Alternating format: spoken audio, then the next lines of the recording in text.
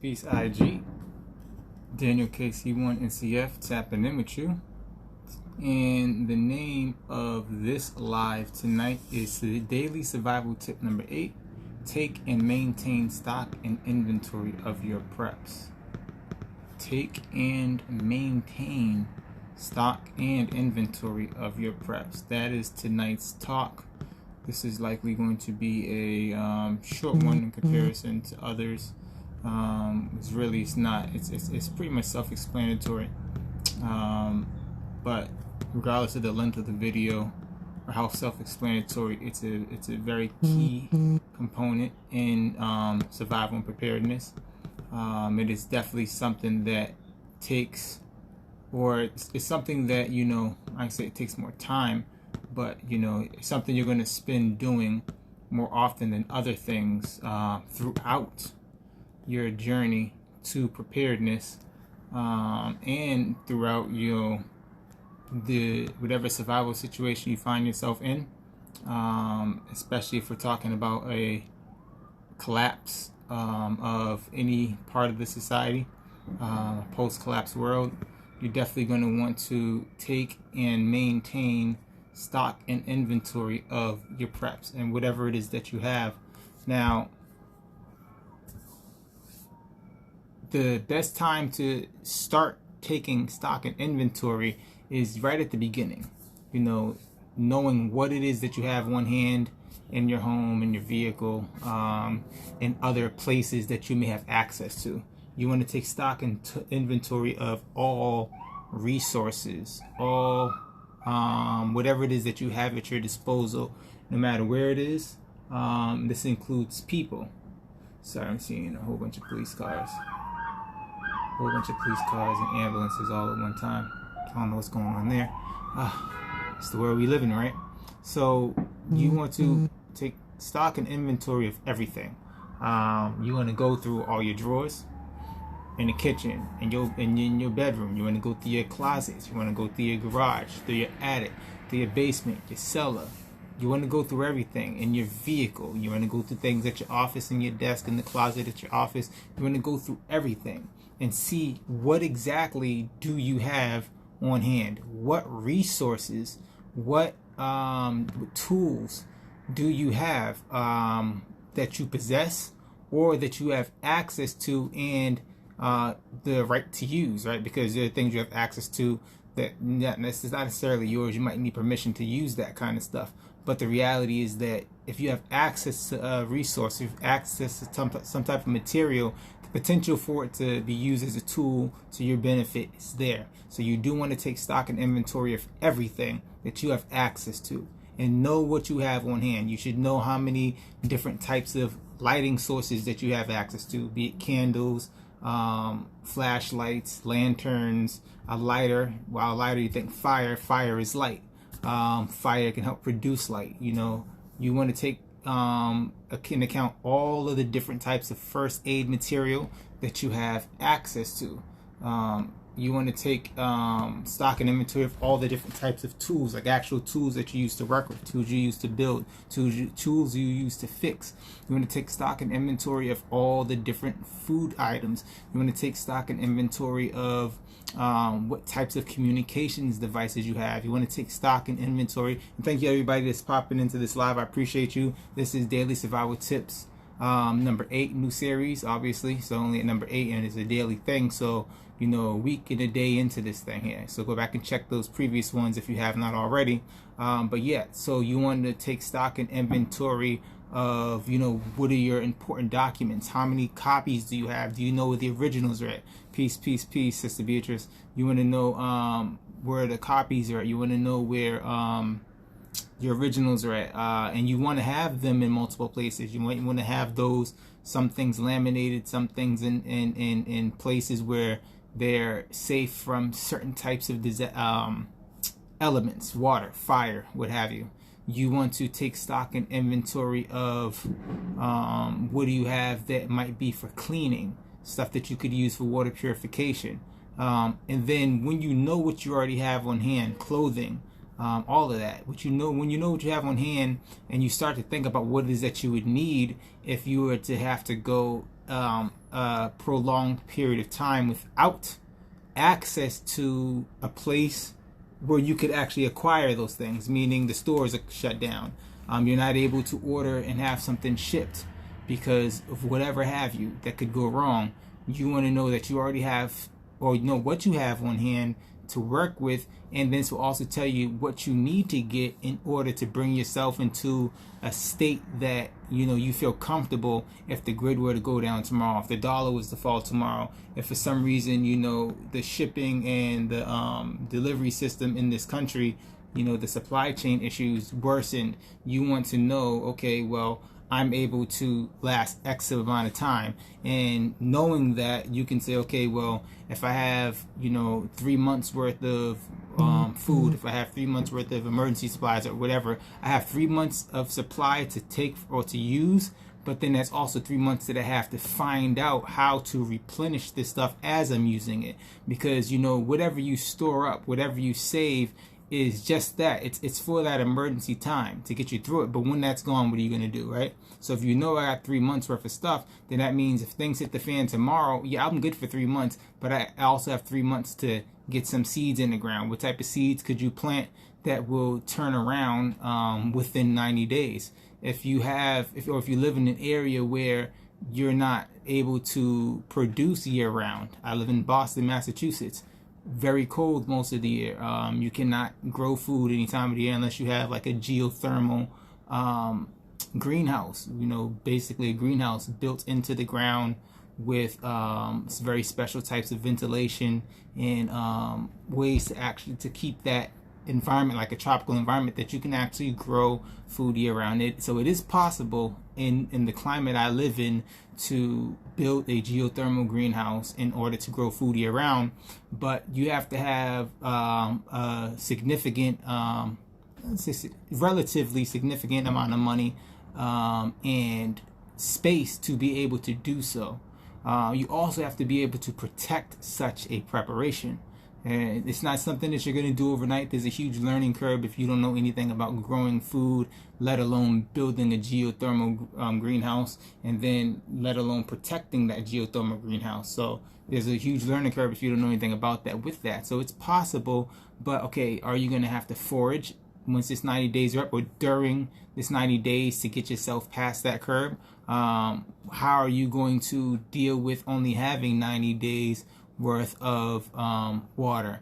Do you have Silcock keys that you can use to access different types of spigots in the city, which honestly that is a important prep to have, but eventually that's gonna run out as well. Not the Silcock key, but whatever water is left over in the pipes and in these commercial buildings is gonna run out fairly fast, or the water would become compromised because when a grid down situation takes place, there are water treatment plants and plants that control the flow of this water.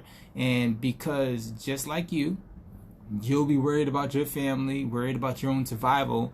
Yeah, this is one thing people don't talk too much about in the prepping world is this. When things hit the fan, right, police officers, medical personnel, the people who work at the grocery stores and the people that work the banks and the people that work all these different types of jobs and stuff, they got families too. And in a collapse situation, it's not, oh, well, don't worry about the police because the police are going to be over here worrying about protecting this. No, they're police officers. They have families too. It's not just that they're not going to be available or they're going to be off doing something else. But when things hit the fan, do you really think that, they're going to be out there working a job that they're likely not going to be able to get compensated for, or they're definitely not going to be compensated enough? They don't think they get paid enough now.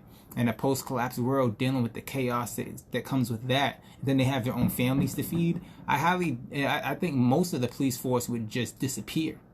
The ones who remain likely will have no family. And they're likely in it for something other than just to serve and protect. And so don't think about, well, there's going to be this. No, politicians, everybody in these important fields and in these important positions, they have families too. They're human beings. They need to survive. I don't expect, if hit the fan tomorrow, I don't expect there to be a hospital full of doctors and nurses inside of a week, because they have families too. Yeah, do they work overnights and long shifts now? Yeah, because they're still earning money. They still can go home and get some sleep and get back. The things are still decent right now. But when stuff hits the fan and things get real crazy out there, who's waking up in the morning to brush their teeth and going to the office and to go put on that uniform or to go put on that coat? It's not. Let's be realistic, family. So take stock and inventory, and maintain stock and inventory of what you have now. Use that as a guide to what it is that you need to do, where you need to strengthen your preps, and again, throughout your entire situation. Now, if you're just starting, getting stock and inventory is going to tell you where you need to strengthen yourself. And then as you're preparing, keeping and maintaining that stock and inventory so you can gauge where you're at. Okay, I'm at a month, I'm at 2 months, I'm at 3 months, I'm at 6 months, I'm at a year's worth of preps for whatever category or all categories. And then even if you get to your goal and say you got a year's worth of everything you need, everything you needed, well, you still have to keep track of that, because there's going to be FIFO or FIFO, or whatever way it's pronounced, which is first in, first out, rotating of the things that are non-perishable, the things that deplete. Bleach is something that, I think it has a 90-day shelf life, and that's if you get it when it's fresh or whatever. Water, it's water, right? But water even has to be rotated. Food definitely has to be rotated. Batteries, even, like, some batteries are said to be last this length and that length of time. It depends on the type of battery you have, whatever. But even batteries don't last forever. You have to really think about time and the reality that over time things depreciate, things lose their value. You use these resources, and so always keeping an eye on what you have in stock, what condition it's in. It keeps you on your toes, knowing, okay, no, I have to get out here and I have to add here, I got to build there, okay, I need to start rotating here. So that's survival tip number 8, daily survival tip number 8. Take and maintain stock and inventory of your preps. Don't fall behind on that. It's a good starting point. It's a good way to start. Taking stock and inventory of what you already have on hand, because most of us have plenty of things in our homes. Most of us have plenty of things in our cars. Most of us, if you've never thought about prepping before, I guarantee you go through your home, you go through your car, you go through and you start looking up, okay, well, what kind of stuff do I need to prep for or prep with? Most of us have a lot of things in our home that are actually good items to have for prep, but you might not have thought of it in that way. This is a bonus tip that I'm gonna give, and I was thinking about this earlier. I'm probably gonna give this towards the end of all my videos. Another thing that we need to really do, especially since by we I mean those of us who are helping people and guiding people towards survival and preparedness. I'm very new at this, very new, meaning I haven't been doing this for more than a year yet. But I'm serious about it. I'm learning. I learned from others, and this is why I'm saying what I'm about to say. But we're so close to that point where things are going to hit the fan. Straight up, go watch others. You're going to learn so much more by typing in this type of prep, that type of prep, preparedness this, preparedness that, doomsday. Just type in all those keywords, all the crazy stuff that sounds crazy, and listen to what these guys got to say. Listen to what these girls got to say. Go watch them, all the YouTubers. I don't care what their belief system is. I don't care what color they are. I don't care if they're monetized or not monetized. I don't care how many followers they have. There's not a person getting on here talking about it that doesn't have some value to offer. You know, you don't got to like my stuff. You don't got to share my stuff. You don't have to do anything with my stuff. I put it up here for you to listen to, and I'm perfectly fine telling you to go listen to the rest of them. I listen to all of them guys. I listen to people who clearly don't like my kind. I listen to people who they're just now starting out. I listen to people that sound crazy as heck, but I ain't listened to one prepper yet on YouTube, on Instagram, on Facebook that I did not learn something from. Point blank period. So go listen to these guys. Listen, go back and watch my content. Share the stuff that you find valuable. Put it in your own words if that's how you want to do it. But help us get the word out, because one of the most important things you can do as a human being, if you finally are coming to the understanding that survival and preparedness is something that we all should be worried about. It's not no crazy prepper, hoarder people just wanting to buy a whole bunch of products and stuff and keep it for whatever. No, it's real. It's real. We've seen too many things going on in the world to fall asleep on this. You have to understand something. The more prepared the people in your community, the people in your sphere of influence are, the more prepared you are. The more prepared you are without people around you being prepared means what? They're coming to you. There's no way around it. There's no way around it. When you see somebody, they can see you. You bring in X, Y, Z into your home, someone sees you bring it into your home. You're sharing it on Facebook, you're sharing it on Instagram, they can see it. You're liking it on Facebook and Instagram, they can see that you're liking it. People are aware, point blank period. You know, when things hit the fan, you don't come out your house, but your lights is on. Damn, how's it producing power? That can smell food. If you don't know what you're doing, there's certain things you do with OPSEC or Operation Security to prevent people from gathering the intelligence that you are as prepared as you might be. You can't hide it forever. It's just not going to happen. But the reality is that they'll know. They'll find out that, yes, this person has food. This person has first aid. This person has access to water. And we don't. Inside of a week to 2 weeks, other people in your sphere of influence, other people in your community will know that you have what they don't have. And believe me, they're coming for it. In one way or another, nicely, non-nicely. You know, there's going to be a few different type of people that survive. Those who have been preparing and are preparing now. Those who will look up and who are just very observant and very quick learning, and they aren't preparing now, but they'll catch on and they'll get into it, and they're quick learners and helpers, and they're gonna, you know, do the right thing to get themselves in position to survive. And then there's going to be the marauders. There's going to be the ones who didn't prepare, who are going to say, well, I didn't prepare, but I know there are people out there who got. And they're going to band up with other people who feel the same way, who are willing to come and take what you have. There's no way around that. There's no way around that, family. Either you're prepping and preparing yourself now, or you're intelligent enough, capable enough that when things hit the fan, you'll figure it out and survive because you figured it out. Or you'll join that group of people who are trying to live and leech off other people. And then the other class of people, likely going to be people that, you know, military, police officers, different types of people in government who aren't, you know, they're not preppers, they're not, you know, they're just in positions to where they're going to survive because there are already provisions and preparations for them somewhere in this world. I don't really know how to group what title to put on those people. Everybody else pretty much will succumb to whatever it is that happens. Dying of exposure, dying of hunger, dying of, you know, the ill spirit and actions of others. It's hard to really, you know, say. It's not hard to say it, but it's like, you know, you don't want to be doom and gloom. You don't want to sound pessimistic. You don't want to sound negative. I should say.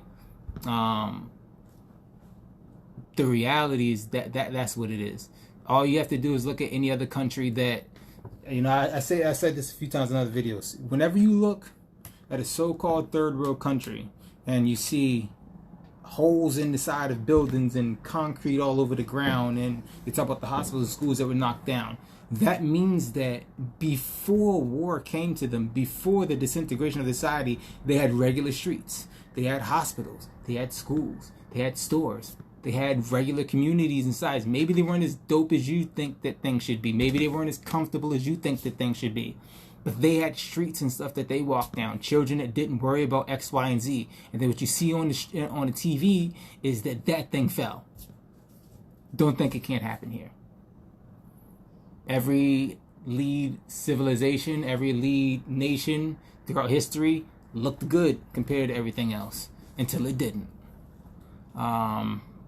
That's the reality. So you just got to get out of your own way.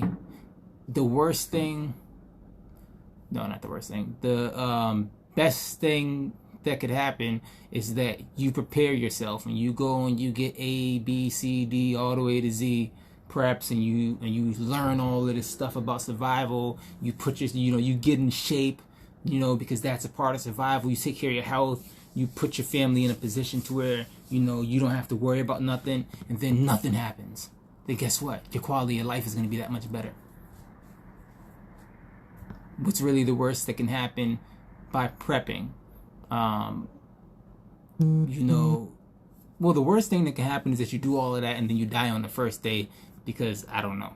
That's probably the worst thing that can happen is you do put in all the work and you get yourself and you're ready and you have it and then something happens and you succumb anyways. I have no idea. That would be terrible and tragic. We don't want that for nobody. But the best thing, is that you have all of this and you have the knowledge, you have the skill, and you've developed it and you got all of it, and then nothing happens except you have all the skill, all these resources, and maybe you can even now turn, yourself and, just start a class on preparedness. You could start, a little store where you're selling off things that you had, or train, people in the skill and art, the other things that you learned, because you've amassed and you've acquired, but your family's straight now, right? So get yourself prepared, put yourself in a good position. But the reality is something's going to happen. We don't know when, we don't know the day, we don't know the hour, we don't know how. Everyone's situation and circumstance are going to be different. We can all be dealing with the same. If there was a blackout nationwide because, with these ransomware attacks and stuff, someone decided to do it to the main electrical companies and knocks out the power across the country. Let's say something like that happens.